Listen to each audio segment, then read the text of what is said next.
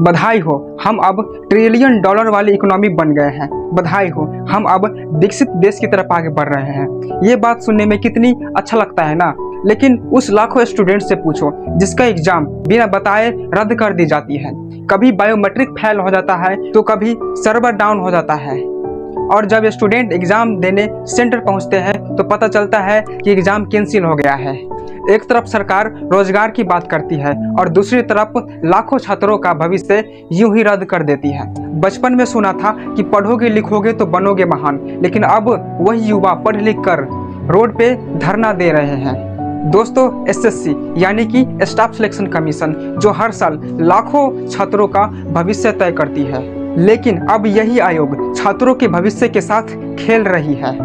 पिछले कुछ दिनों में एसएससी फेज 30 की परीक्षा के दौरान क्या हुआ कि एग्जाम सेंटर बंद मिले, बायोमेट्रिक सिस्टम फेल हो चुका था।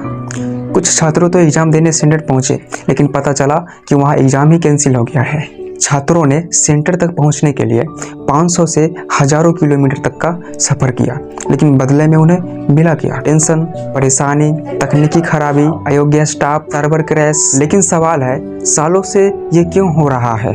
कभी एसएससी सीजीएल की आंसर की लेट आती है तो कभी एसएससी जीडी की रिजल्ट में महीनों लटका रहता है। छात्र पढ़ते हैं, मेहनत करते हैं, लेकिन सिस्टम उन्हें बार बार धोखा देती है। क्या यही है डिजिटल इंडिया, नया विकसित इंडिया, जहां छात्र पढ़ता है लेकिन भर्ती नहीं होती, जहां एग्जाम होता है लेकिन उसका परिणाम नहीं मिलता? आखिर क्यों एसएससी परीक्षा की जिम्मेदारी किसी निजी कंपनी को दी जाती है? क्यों हर बार सिस्टम फेल हो जाता है लेकिन जिम्मेदार किसी को नहीं ठहराया जाता? अगर छात्र के एक गलती से उसका जिंदगी बर्बाद हो सकता है तो सिस्टम के गलतियों का हिसाब कौन देगा? हमें जवाब चाहिए, क्योंकि हम भी इस देश के नागरिक हैं। सिर्फ चुनाव के समय वोटर नहीं, हम आंदोलन करते हैं क्योंकि हम उम्मीद नहीं छोड़ना चाहते। हम चुप भी नहीं रह सकते क्योंकि चुप रहना अब गुनाह हो गया है। यह वीडियो सिर्फ एक विरोध नहीं बल्कि एक चेतावनी है। अगर इस देश का युवा टूट गया तो इस देश का भविष्य भी डगमगाएगा। हमारे पास बस एक ही सवाल है कि हमें न्याय कब मिलेगा।